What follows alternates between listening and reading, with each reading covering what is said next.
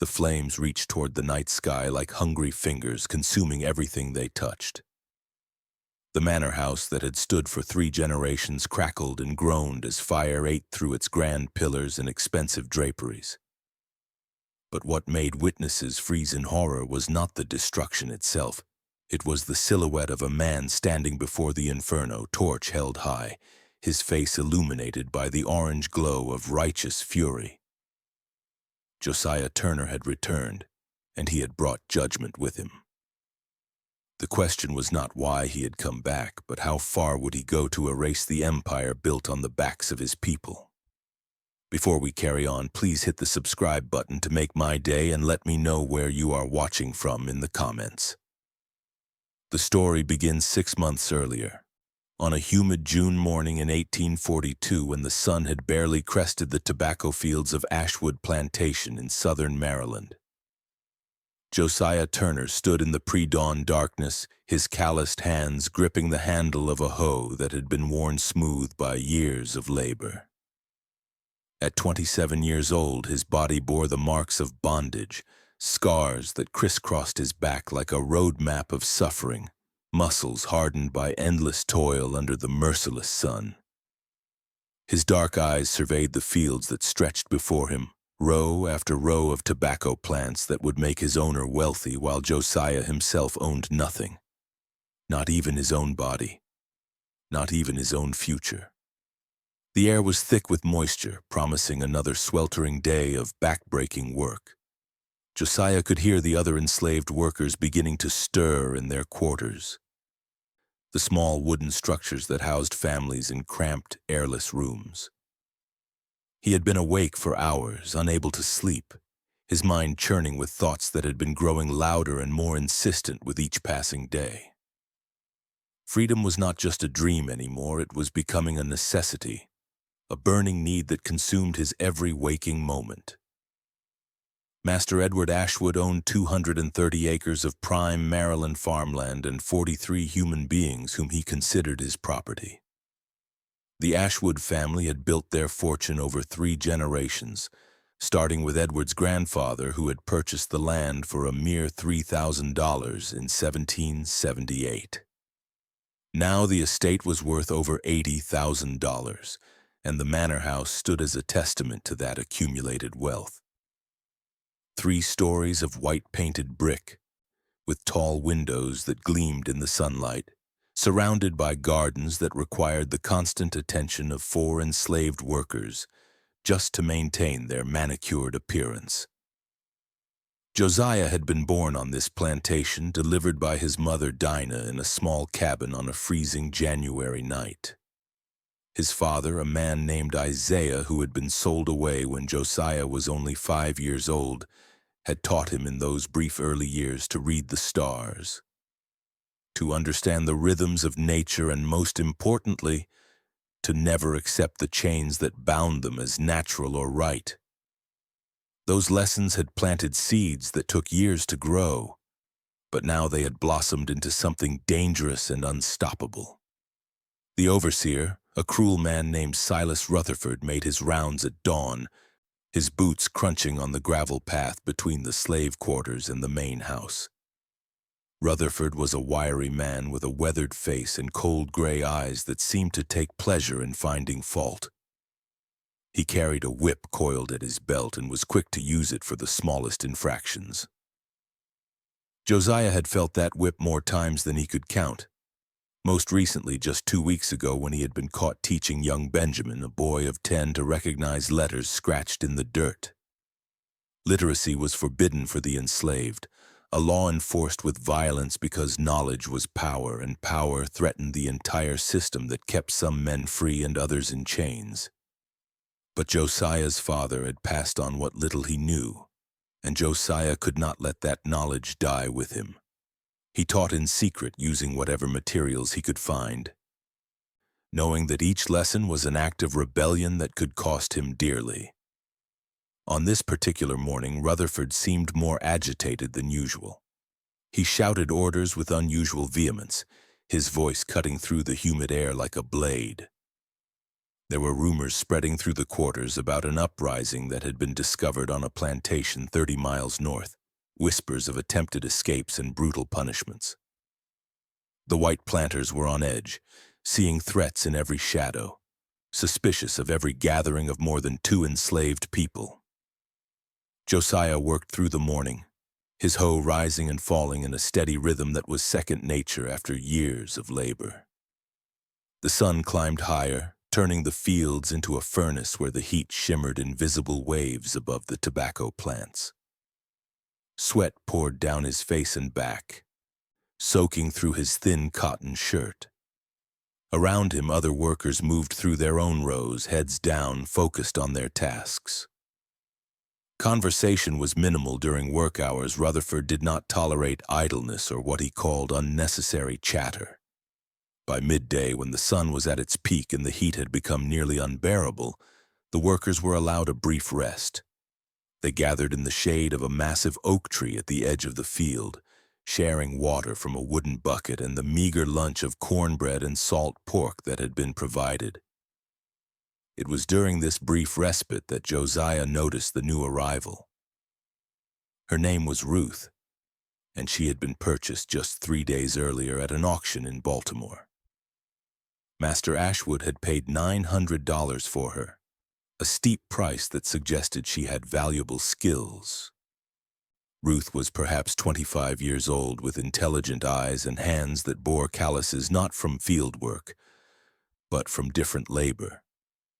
She sat slightly apart from the other women, her posture suggesting both wariness and quiet strength. Josiah found himself drawn to her, not just by her obvious beauty, but by something in her bearing that spoke of resilience. During the brief rest period, he managed to move closer, offering her a drink from the water bucket.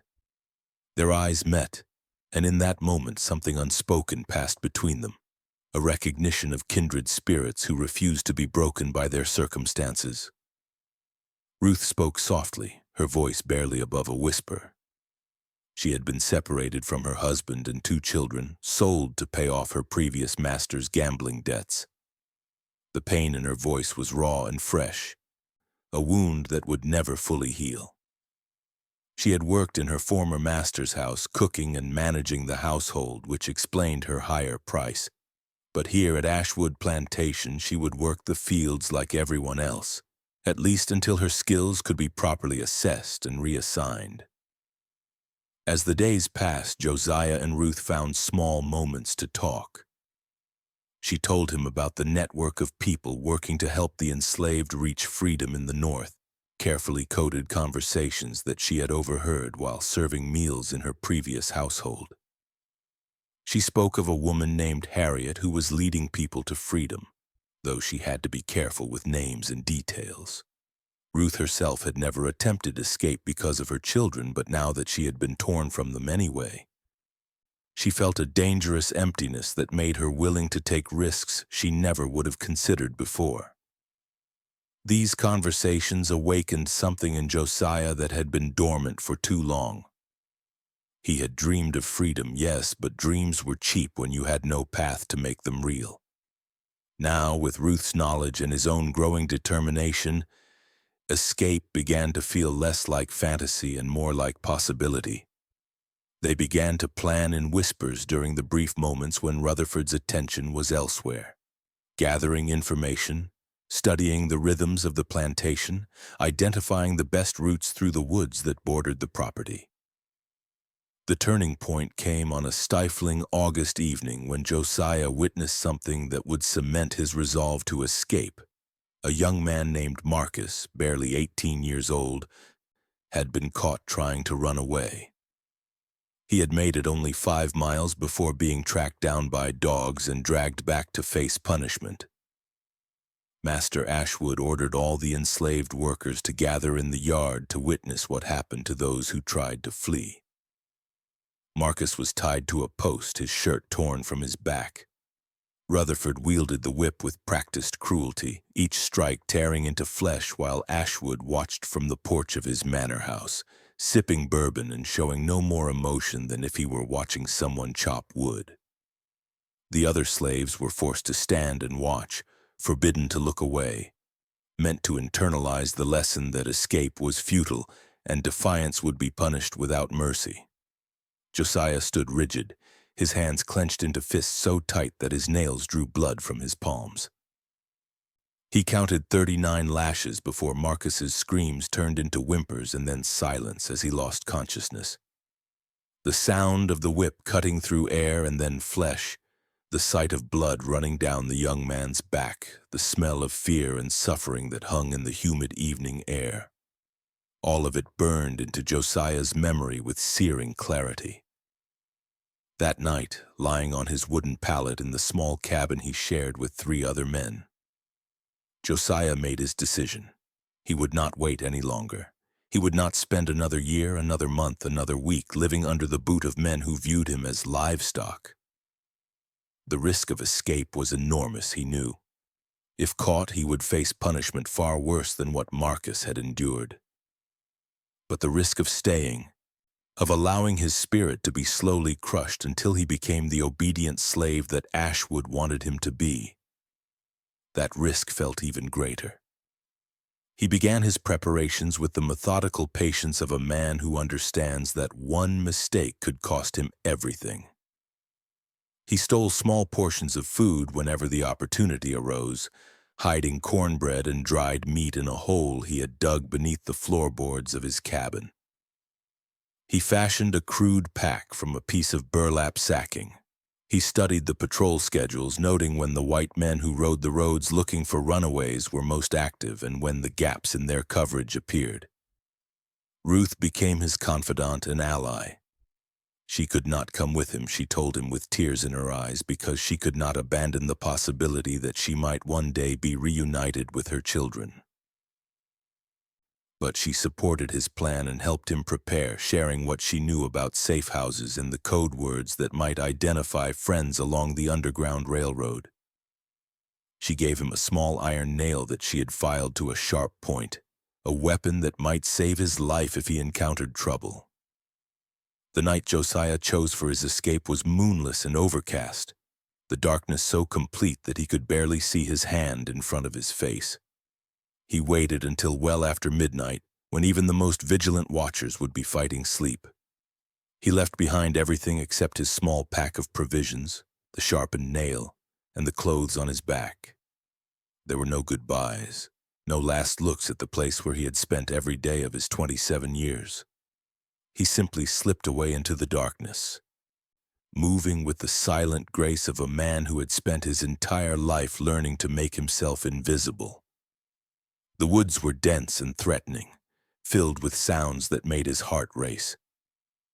Every snap of a twig seemed impossibly loud, every rustle in the underbrush a potential threat. He moved north by instinct and by the position of stars when he could glimpse them through gaps in the clouds. The journey was grueling, pushing through thick vegetation, wading through streams, constantly listening for the baying of dogs that would signal his escape had been discovered. By dawn, he estimated he had covered perhaps 8 miles. He found a hollow beneath the roots of a massive fallen tree and crawled inside, pulling branches over the opening to conceal himself. His body ached with exhaustion, his feet were blistered and bleeding, his clothes were torn and soaked with sweat and stream water. But he was free, or at least moving toward freedom, and that realization brought tears to his eyes for the first time in years. He slept in fitful bursts throughout the day, jerking awake at every sound, his hand clutching the sharpened nail. When darkness fell again, he emerged from his hiding place and continued north. This pattern repeated for 3 days and nights. He was hungry. The small amount of food he had brought was gone by the second day, and thirsty despite drinking from streams. His body was pushed beyond its limits, but his will remained unbroken. On the 4th night, he encountered his first real test. He heard dogs in the distance, their barking growing closer. The slave catchers were on his trail. Panic threatened to overwhelm him, but he forced himself to think clearly. He waded into a stream and walked in the water for over a mile, hoping to throw off the scent. When he finally climbed out on the far bank, his legs were numb from the cold water, and he was shaking uncontrollably, but the sound of the dogs had faded. He found shelter in an abandoned barn where he risked lighting a tiny fire to warm himself and dry his clothes. It was there, huddled in the darkness, that the full weight of what he had done settled over him. He was free, but he was also alone, separated from everyone and everything he had ever known. Ruth's face came to his mind, and his mother's, and the faces of the others still trapped at Ashwood Plantation. The joy of freedom was complicated by the knowledge of those left behind. Over the following weeks, Josiah made his way north through a combination of luck, determination, and the help of strangers who risked their own safety to shelter fugitive slaves. He was passed from one safe house to another, hidden in barns and cellars and secret rooms. He traveled mostly at night, guided by conductors on the Underground Railroad who knew the routes and the dangers. One of these conductors was a free black man named William Garrett, who operated a blacksmith shop in a small town near the Pennsylvania border. Garrett was a broad-shouldered man in his 40s with knowing eyes and a calm demeanor that inspired trust. He sheltered Josiah for 3 days while searchers combed the area, hiding him in a root cellar beneath his shop. During those 3 days, Garrett told Josiah stories of others who had made the journey to freedom, some successful. Others recaptured and returned to horrors that made Marcus's whipping seem merciful by comparison. Garrett also told him something that planted a seed in Josiah's mind. The Underground Railroad was not just about helping people escape. It was about resistance, about undermining the entire system of slavery by making it less profitable and more dangerous for slaveholders. Every successful escape was a financial loss for the master, and an inspiration to others still in bondage. Every act of defiance chipped away at the foundation of an evil institution. By late September, Josiah reached Philadelphia, a city where free blacks lived and worked alongside whites in an uneasy but functional coexistence. He found work on the docks, loading and unloading cargo ships, hard labor that nevertheless felt different because he was being paid, because he could leave if he chose, because the sweat he shed was his own.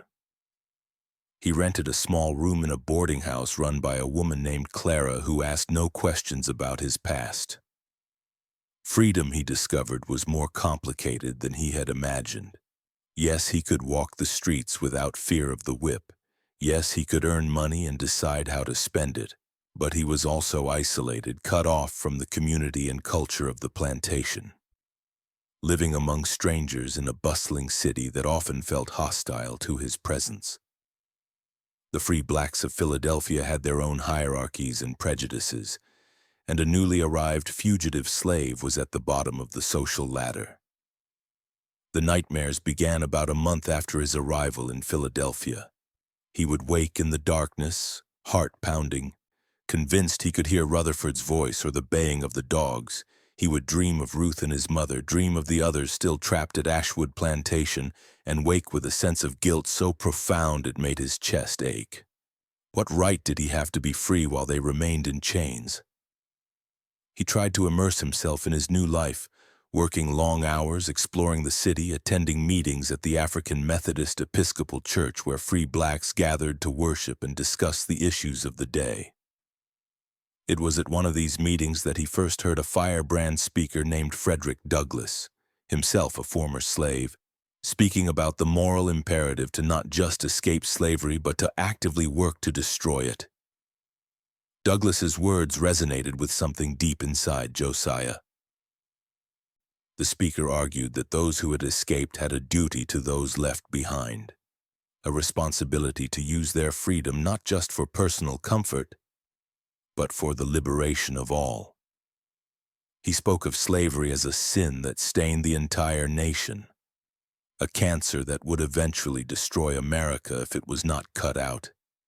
His words were powerful and disturbing, forcing Josiah to confront questions he had been avoiding. What was freedom worth if it was built on the suffering of others? What did it mean to be free in the North while his people languished in bondage in the South? Could he really build a new life knowing that the Ashwoods continued to profit from stolen labor? That Rutherford continued to wield his whip? That the system that had oppressed him for 27 years rolled on unchanged? The seed that William Garrett had planted began to grow. Josiah found himself thinking more and more about resistance, about striking back, about making the Ashwoods pay for their crimes. At first, these were just fantasies, violent daydreams that he would never act upon. But as the weeks passed, the fantasies became plans, vague at first but growing more detailed and concrete. He began to research, visiting libraries and reading rooms where he could access newspapers from Maryland. He learned that Ashwood Plantation continued to operate as it always had, that there had been no consequences for the Ashwood family, no reckoning for their cruelty. He read reports of other slave rebellions, some successful, most crushed with brutal efficiency. He studied what had worked and what had failed, what tactics had achieved results and which had only brought more suffering.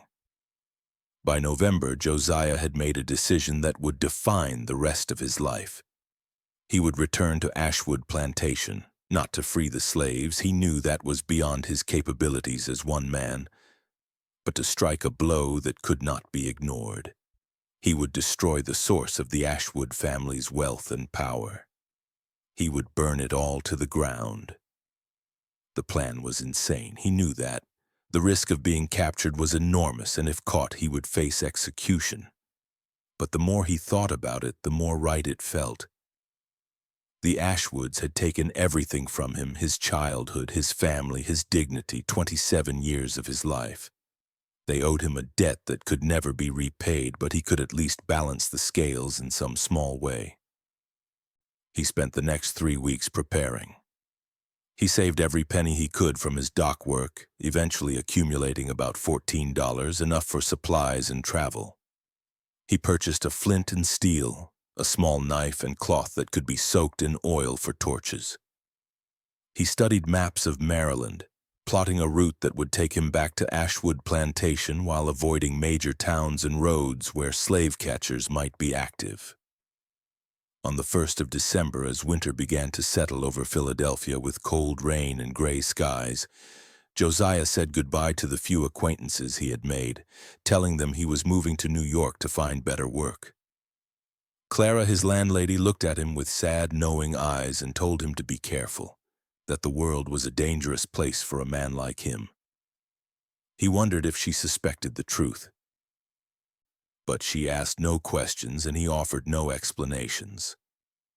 The journey south was even more dangerous than his escape north had been.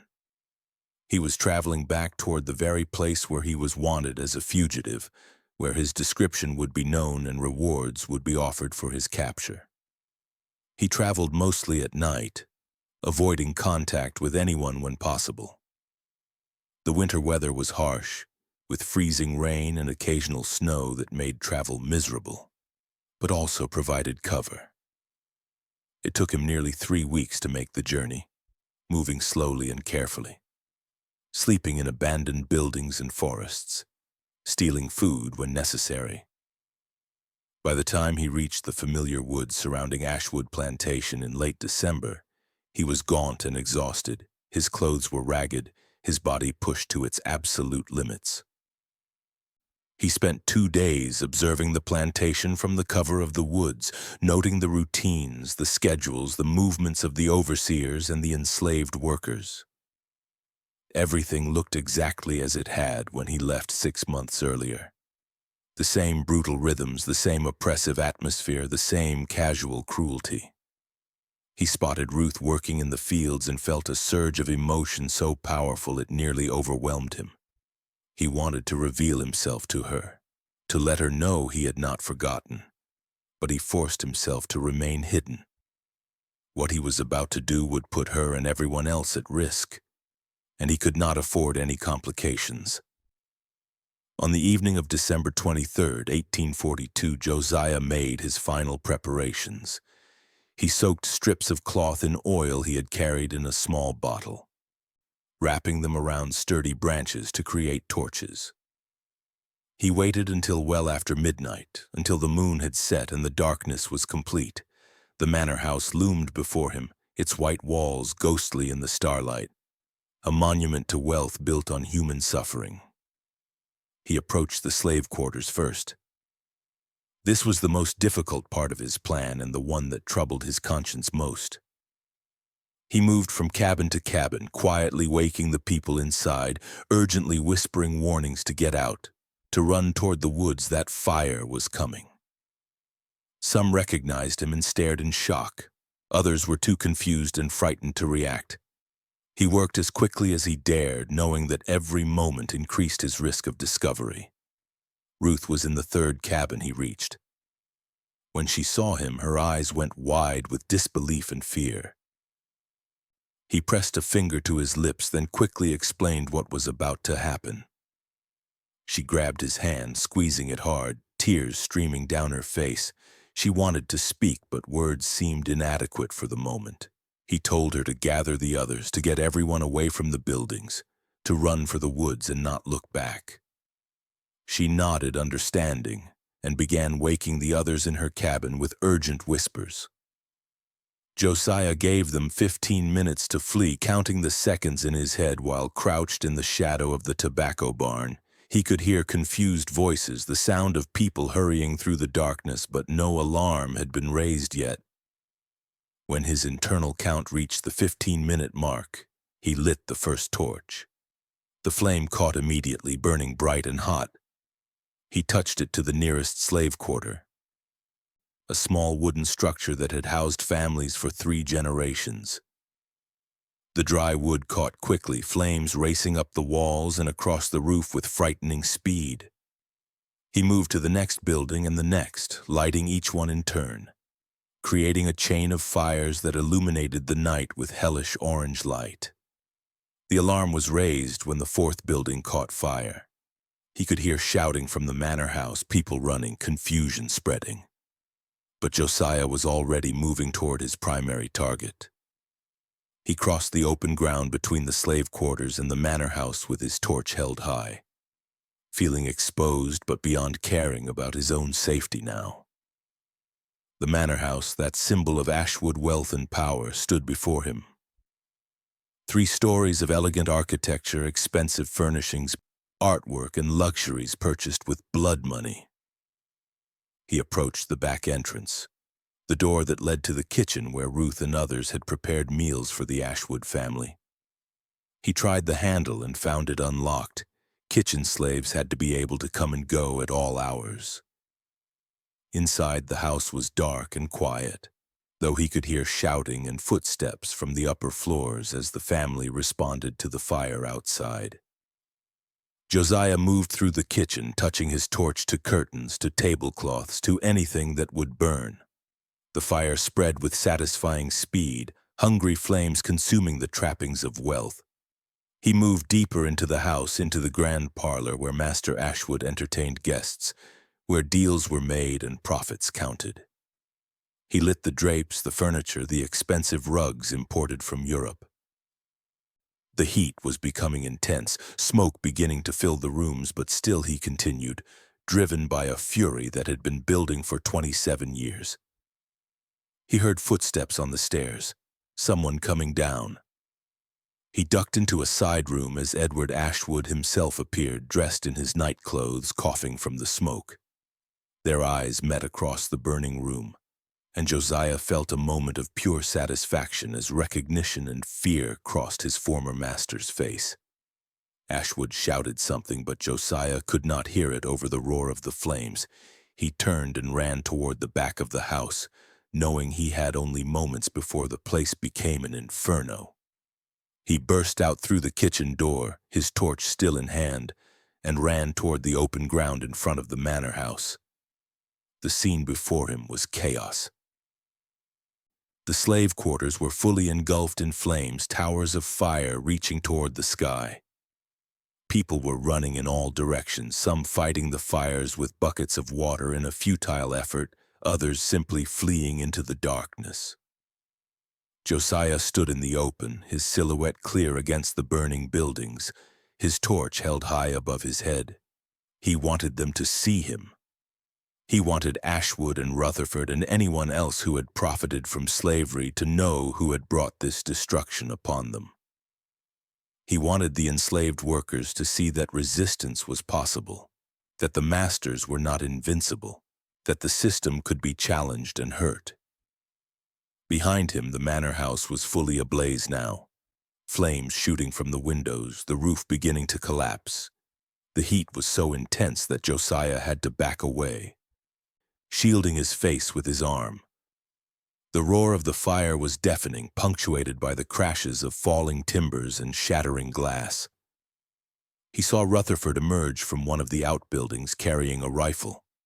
The overseer spotted Josiah and raised the weapon but hesitated, perhaps in shock at seeing a man he thought was long gone. Josiah stared at him across the flames, making no effort to hide or run. Let them see, he thought. Let them know that the empire built on our suffering is not eternal, that it can burn. The rifle shot went wide, Rutherford's aim thrown off by the chaos and smoke. Josiah finally turned and ran, sprinting toward the woods with surprising speed for a man who should have been exhausted. Behind him, shouts erupted, orders being yelled to catch the arsonist, to save what could be saved. But it was too late for saving. The fires had taken hold and would not be stopped. He plunged into the forest, branches whipping at his face, roots threatening to trip him in the darkness. He could hear pursuit behind him, but the darkness and his knowledge of the terrain gave him advantages. He ran until his lungs burned and his legs trembled with exhaustion, ran until the sounds of pursuit faded, and the glow of the fires was just a distant orange gleam through the trees. Finally, when he could run no more, he collapsed beneath a massive pine tree, gasping for air, his whole body shaking. He had done it, he had struck back, he had hurt them in a way they would never forget. The cost of his revenge would be enormous, he knew. He was now wanted not just as a fugitive slave, but as an arsonist and destroyer of property worth tens of thousands of dollars. Every slave catcher in Maryland would be looking for him. The reward on his head would be substantial. But as he sat there in the darkness, catching his breath and listening to the night sounds of the forest, Josiah felt something he had never experienced before, a sense of completion, of having balanced accounts that had been wildly unfair for too long. He had taken back some measure of power, had proven that even the most oppressed could strike back at their oppressors. The journey north was even more dangerous than he had anticipated. Within days, word of the Ashwood Plantation fire had spread throughout Maryland and into the surrounding states. Newspapers carried sensational accounts of the destruction, estimating the damage at over $60,000, a fortune in 1842 money. They described Josiah as a violent criminal, a madman, a threat to the entire social order. The reward for his capture was set at $1,000, more than most people earned in 5 years. Josiah traveled only at night, hiding during the day in whatever shelter he could find. He avoided roads and towns, surviving on what he could forage or steal. The winter was brutal, with snow and ice making travel treacherous. He came close to being caught twice, once when a farmer's dog discovered his hiding place in a barn, and again when he nearly walked into a group of slave catchers who were combing the woods. But luck, skill, and sheer determination kept him moving.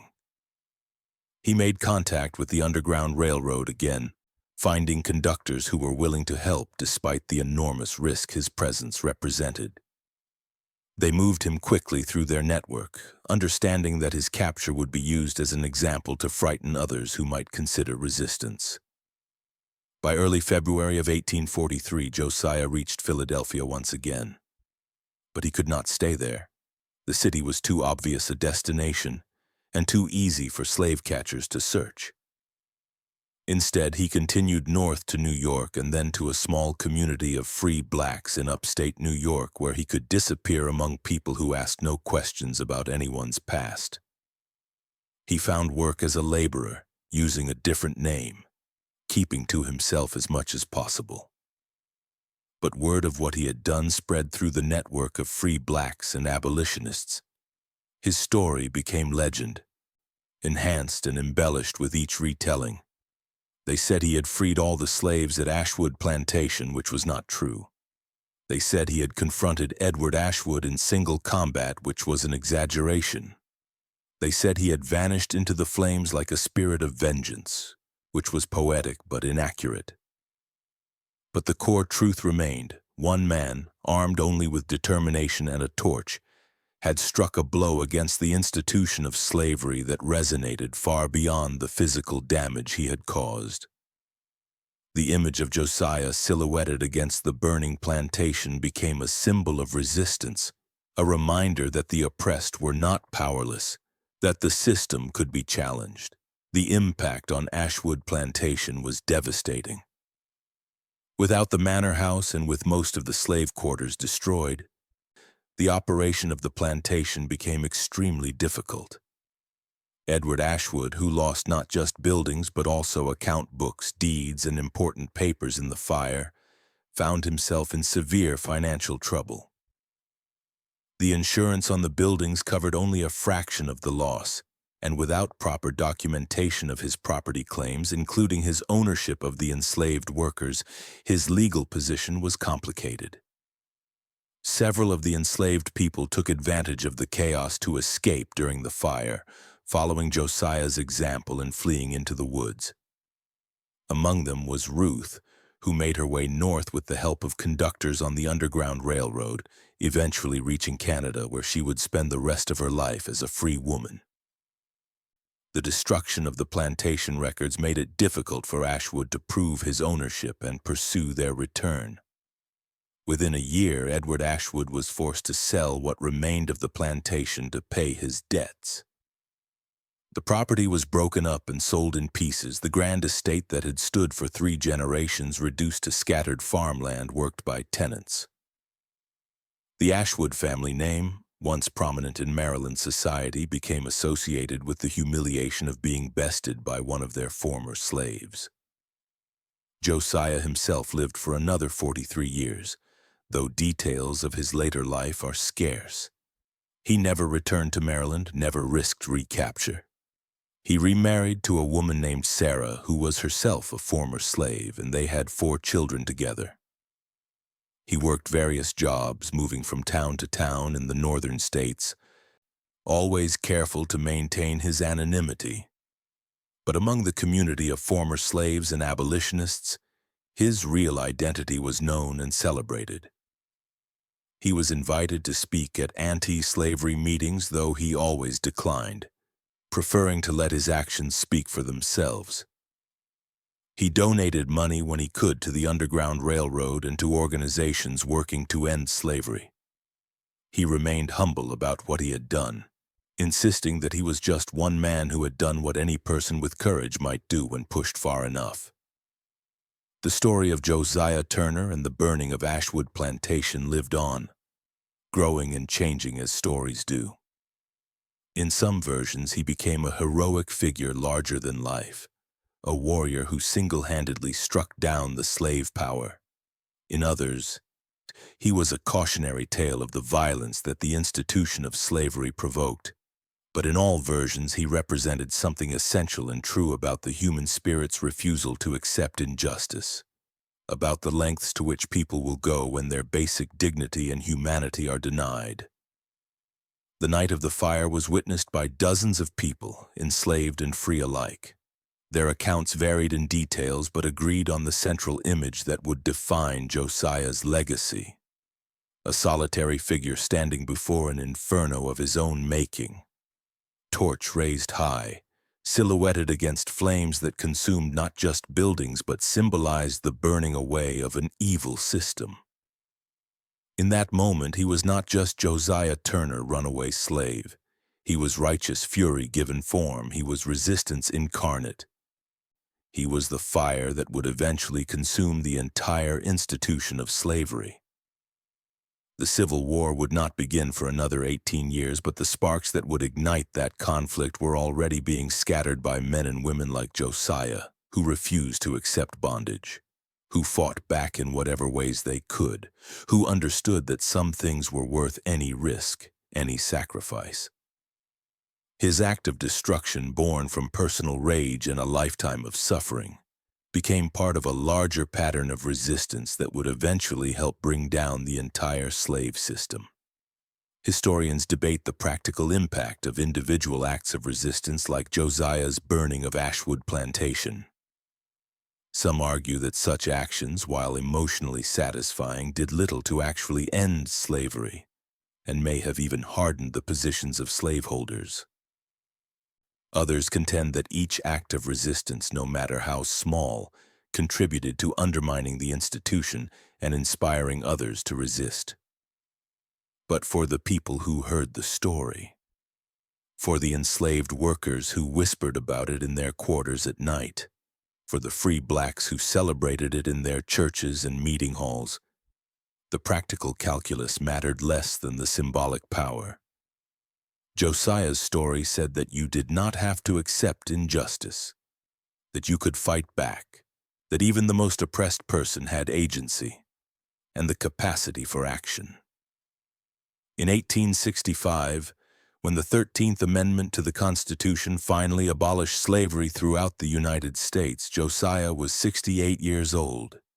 He wept when he heard the news, thinking of his father Isaiah, who had been sold away, of his mother Dinah, who had died still in bondage, of all those who had not lived to see this day. He thought of Ruth and wondered if she had survived to see freedom's dawn.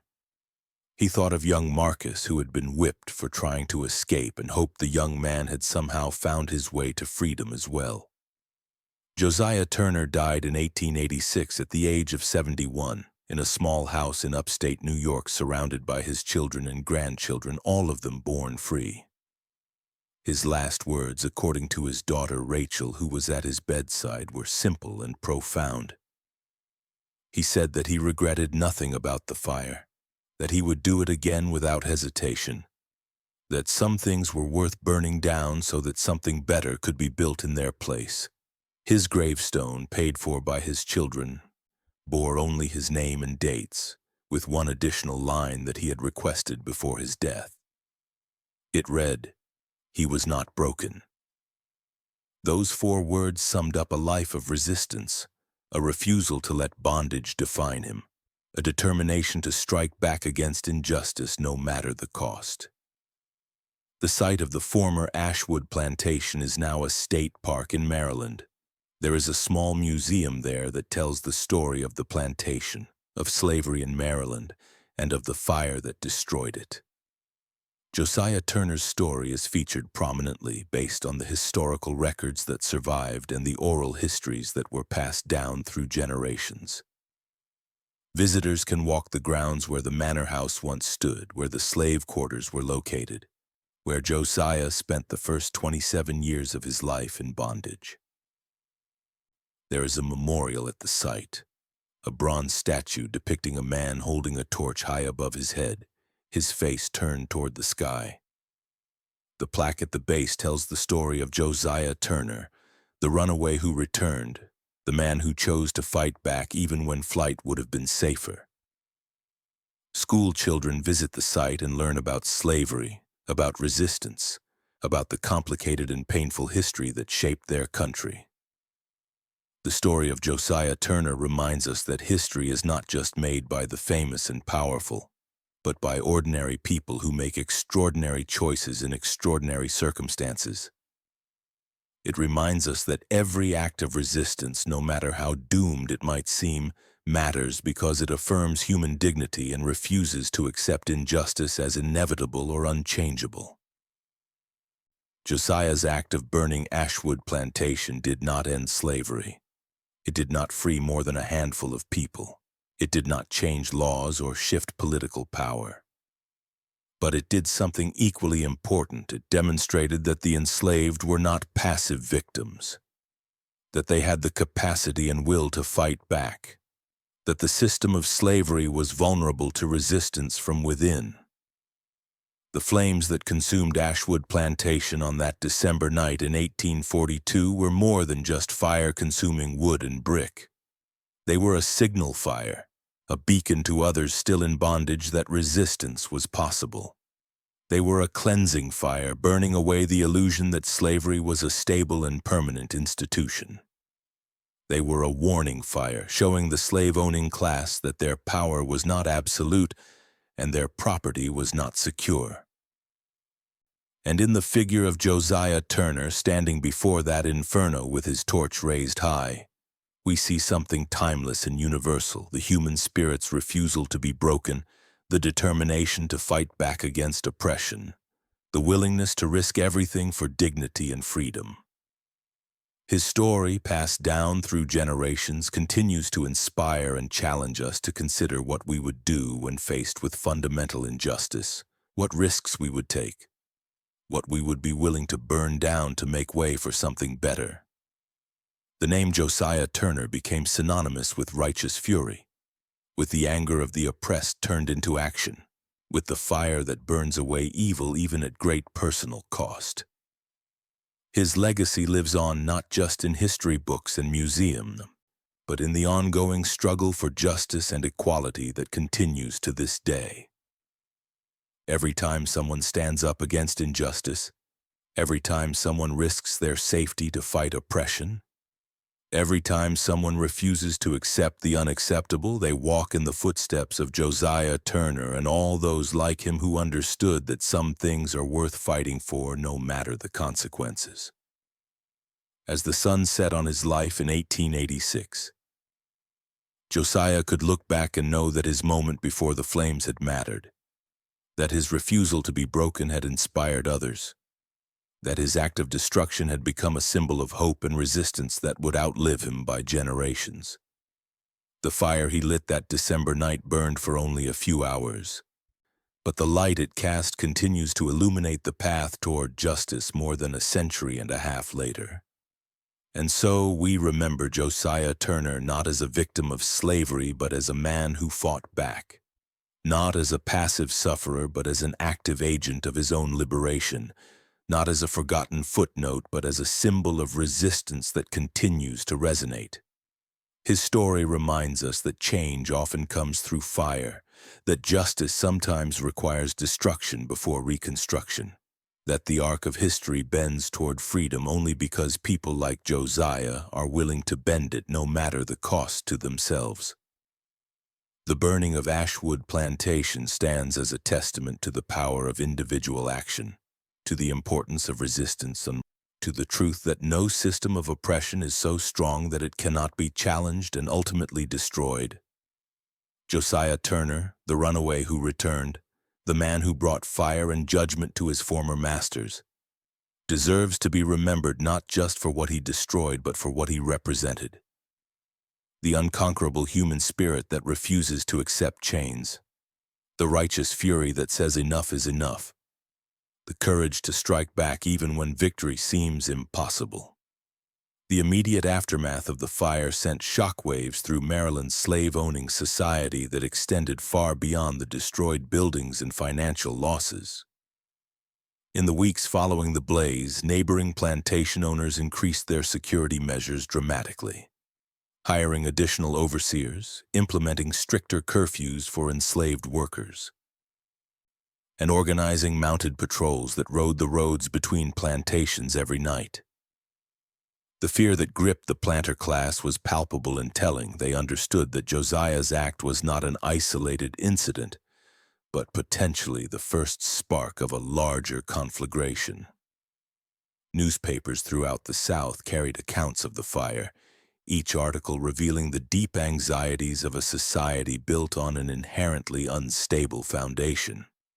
The Charleston Mercury published an editorial warning that Josiah Turner represented a new and dangerous type of resistance, not the large-scale rebellion that could be crushed by militia forces, but individual acts of sabotage and destruction that were nearly impossible to prevent. The editorial called for harsher penalties for runaways and for stricter enforcement of laws against teaching enslaved people to read and write, arguing that literacy and knowledge were weapons that insurgents like Josiah used against the social order. But in the quarters of enslaved people throughout Maryland and beyond, the story of Josiah Turner was told in whispers that carried a very different tone. Old men and women who had spent their entire lives in bondage spoke his name with something approaching reverence. Young people, particularly young men who chafed under the yoke of slavery, found in his story a model of defiance that inspired them to imagine their own acts of resistance. Mothers told their children about the man who stood before the flames, not as a bedtime story, but as a truth about what was possible when courage met desperation. Ruth, who had escaped during the chaos of the fire, carried Josiah's story with her as she made her way north. She eventually settled in a small community of free blacks near Toronto, Canada, where she opened a boarding house that became a haven for other refugees from slavery. She never remarried, never had more children. The family torn from her in her previous life remained an open wound that never fully healed. But she found purpose in helping others who had escaped bondage, providing them with shelter, food, and the kind of understanding that only someone who had lived through similar trauma could offer. In the boarding house that Ruth ran, there was a small parlor where she would gather newly arrived refugees and tell them stories of resistance and survival. Josiah's story was her favorite, and she told it with the authority of someone who had been there, who had seen him that night moving through the quarters warning people to flee, who had watched him stand before the inferno with his torch raised high. She would describe the look in his eyes when he came to warn her, a mixture of determination and sorrow, of rage channeled into action. She told them how his hands had shaken slightly as he pressed her fingers in farewell, how his voice had been steady even though he must have known the enormous risk he was taking. Through Ruth's telling and retelling, through the accounts of others who had witnessed the fire, Josiah's story spread throughout the network of abolitionists and free black communities in the North. It became a rallying cry, a proof that resistance was possible, that the enslaved were not passive victims waiting for white abolitionists to save them, but active agents in their own liberation. Frederick Douglass referenced the burning of Ashwood Plantation in several of his speeches, using it as an example of the kind of desperate courage that slavery provoked in those it sought to destroy. The impact on Edward Ashwood himself was profound and permanent. The fire had not just destroyed his property, it had shattered his sense of security and superiority. In the months following the blaze, he became increasingly paranoid, seeing threats in every shadow, suspecting conspiracy in every gathering of his remaining enslaved workers. His hair turned gray within a year, and neighbors remarked on how much he had aged, how the confident, imperious man who had once dominated local society had become nervous and diminished. Ashwood hired private investigators to track down Josiah, offering rewards that grew larger as the months passed. He posted notices in newspapers from Maryland to Massachusetts, describing Josiah in detail and promising $1,500 for information leading to his capture. But despite these efforts, despite the network of slave catchers and bounty hunters who took up the search, Josiah remained free. The Underground Railroad protected him, moving him from place to place, ensuring that he stayed one step ahead of those who hunted him. The financial ruin that resulted from the fire was compounded by Ashwood's obsessive pursuit of revenge. He spent thousands of dollars on investigators and rewards, money that could have been used to rebuild his plantation or invest in new ventures. His wife, Margaret Ashwood, begged him to let it go, to accept the loss and move on with their lives. But Edward could not let go of the humiliation, could not accept that one of his former slaves had bested him so completely. By 1845, Edward Ashwood was forced to sell the last remnants of his property to pay creditors. The family moved to Baltimore, where Edward took a position as a clerk in a shipping office, a humiliating descent for a man who had once owned hundreds of acres and dozens of human beings. He died in 1852 at the age of 56. His health broken by stress and his spirit crushed by the knowledge that he had been destroyed by a man he had once owned. His obituary in the Baltimore Sun made no mention of Ashwood Plantation or the fire that had consumed it, a silence that spoke volumes about how completely his former status had been erased. Meanwhile, Silas Rutherford, the brutal overseer who had wielded his whip with such casual cruelty, also found his life irrevocably changed by the fire. Without employment at Ashwood Plantation, he struggled to find similar work. Other planters were wary of hiring a man who had been the overseer when such a spectacular act of resistance had occurred. There were whispers that perhaps Rutherford had been too harsh, that his cruelty had pushed Josiah to such extreme action, and that hiring him might invite similar trouble. Rutherford drifted from job to job, his reputation preceding him, his skills as a disciplinarian suddenly seen as a liability rather than an asset. He ended up working as a prison guard, a position that allowed him to continue exercising power over others but at a fraction of his former salary and status. He carried a deep hatred for Josiah Turner until his own death in 1861, reportedly still talking about what he would do if he ever caught the man who had escaped and then returned to burn down the plantation. The enslaved workers who had been at Ashwood Plantation on the night of the fire experienced varied fates. Some, like Ruth, managed to escape in the confusion and make their way to freedom. Others were sold off as Edward Ashwood liquidated his assets, scattered to different plantations and different fates. A few were kept by Ashwood during his attempts to maintain some portion of his estate, but they too were eventually sold when his financial situation became untenable. Among those who escaped was a young man named Benjamin, the same boy whom Josiah had been teaching to recognize letters in the dirt. Benjamin made it to Philadelphia with the help of the Underground Railroad, and he never forgot the lessons Josiah had taught him. He continued his education in freedom, eventually learning to read and write fluently. After the Civil War, he became a teacher in a school for formerly enslaved children in Virginia, passing on the gift of literacy that Josiah had risked punishment to give him. Benjamin kept a small piece of charred wood from the Ashwood Plantation fire, retrieved on his last night there before he fled. He kept it on his desk throughout his years as a teacher, and when students asked about it, he would tell them the story of Josiah Turner. He would explain that the burned wood represented both destruction and liberation, that sometimes the old and evil had to be burned away before something new and good could grow. His students would touch the charred wood reverently, understanding that it was a relic from a pivotal moment in the struggle for freedom. The story of Josiah Turner also reached the ears of John Brown, the radical abolitionist who would later lead the famous raid on Harper's Ferry in 1859. Brown was fascinated by acts of direct action against slavery, and he saw in Josiah's burning of Ashwood Plantation a template for the kind of bold strikes that he believed were necessary to destroy the institution. While there is no evidence that Brown and Josiah ever met, Brown's writings and letters make several references to the Maryland fire, praising it as an example of the righteous violence that God sanctioned against the sin of slavery. In the years between the Ashwood fire and the outbreak of the Civil War, there were several other instances of enslaved people burning plantation buildings, though none achieved quite the same symbolic power as Josiah's act.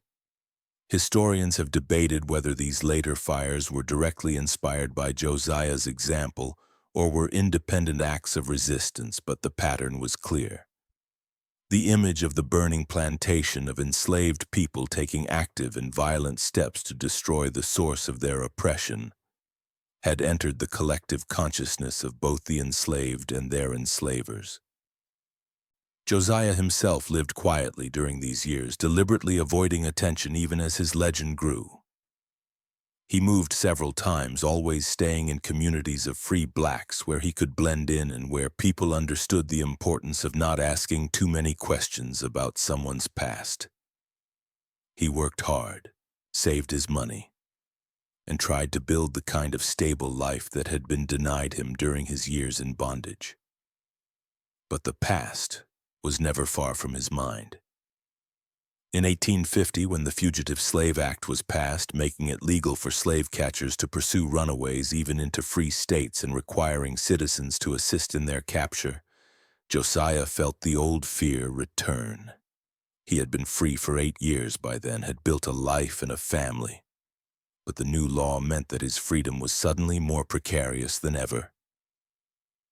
He began sleeping with a knife under his pillow and planned escape routes from his home in case slave catchers came for him.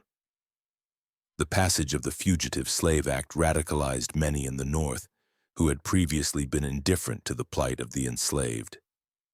Suddenly, Northern citizens were being forced to participate in the machinery of slavery, and many recoiled from it. The Underground Railroad became more active and more organized, with communities establishing vigilance committees to protect fugitive slaves and resist enforcement of the hated law.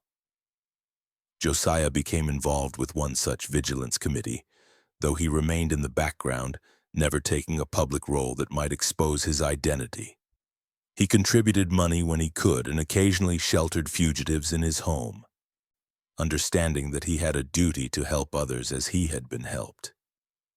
His wife, Sarah, supported this work despite the risks, understanding that their freedom was bound up with the freedom of all enslaved people, that none of them could truly be safe until slavery itself was destroyed. The 1850s were a decade of increasing tension between North and South, as the question of slavery's expansion into new territories threatened to tear the nation apart. Josiah watched these developments with the keen interest of someone who understood that his personal fate was tied to these larger political struggles. He read newspapers voraciously, attended meetings where free blacks discussed current events, and tried to understand how the forces shaping the nation might affect his own life and the lives of those still in bondage. When John Brown was hanged in 1859 after his failed raid on Harper's Ferry, Josiah wept for a man he had never met but whose willingness to use violence against slavery he understood intimately.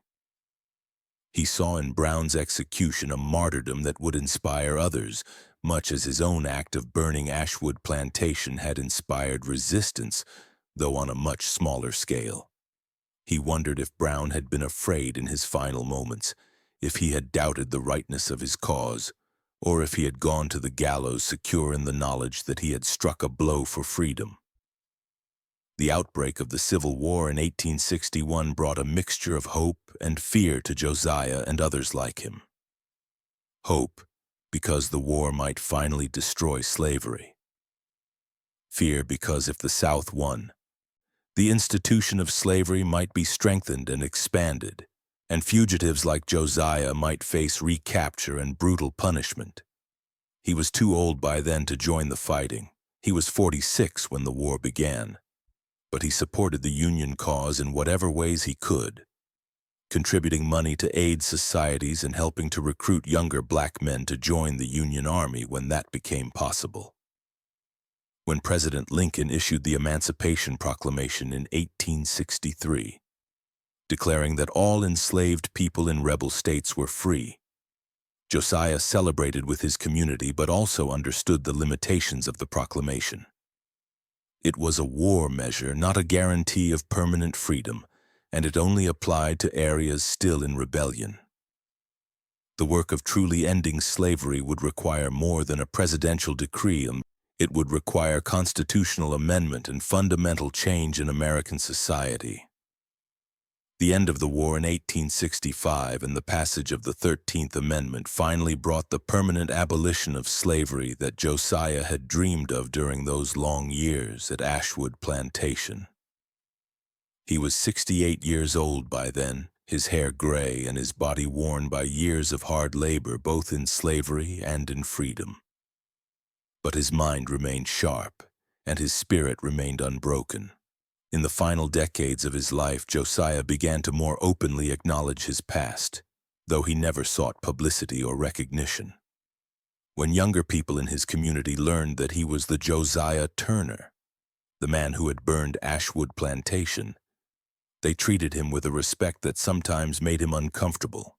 He insisted that he was not a hero, that he had simply done what he felt he had to do, that the real heroes were the people who had endured slavery without the release of violent resistance, who had maintained their humanity despite the dehumanizing system that sought to destroy them.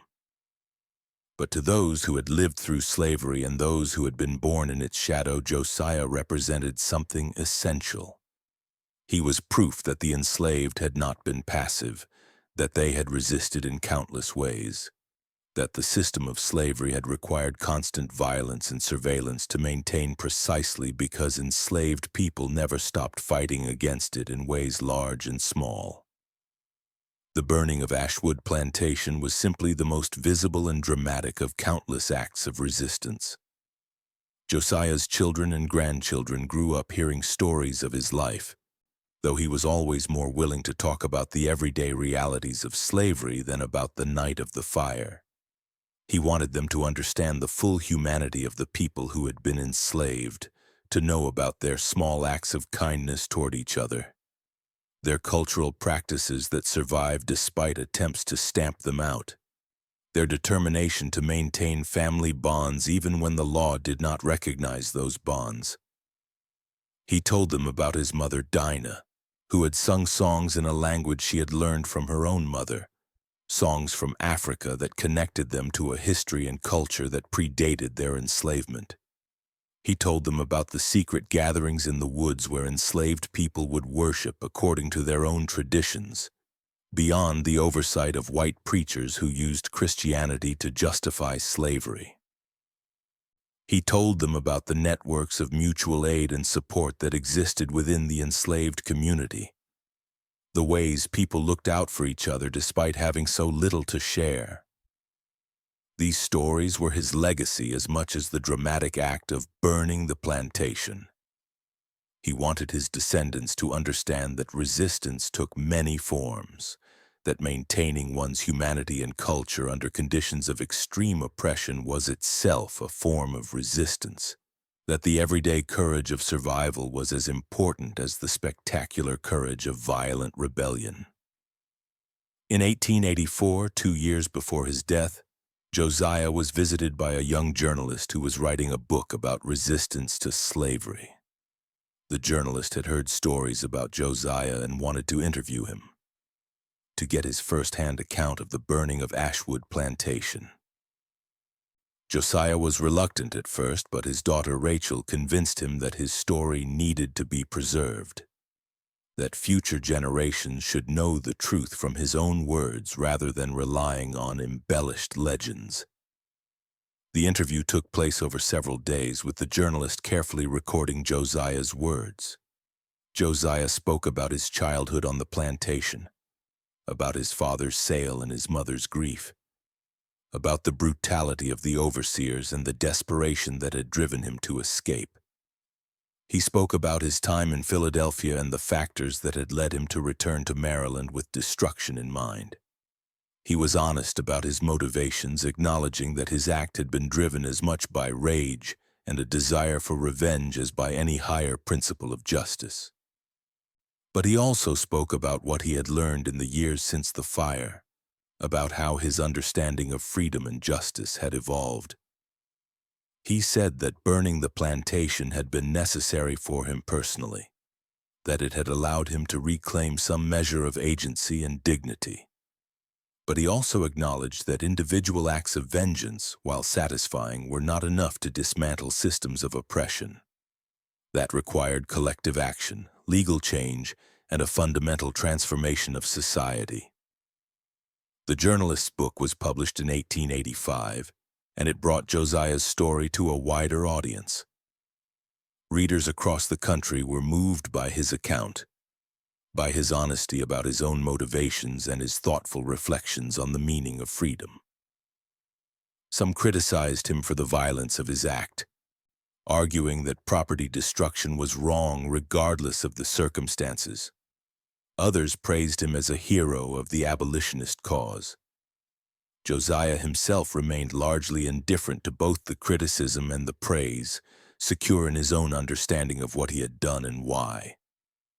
His torch, raised high against the night sky, lit not just the buildings of Ashwood Plantation, but a path toward freedom that countless others would follow. And in the end, that is the true legacy of Josiah Turner, not the destruction he caused, but the hope he kindled. Not the fire that burned for one night, but the flame of resistance that burns still.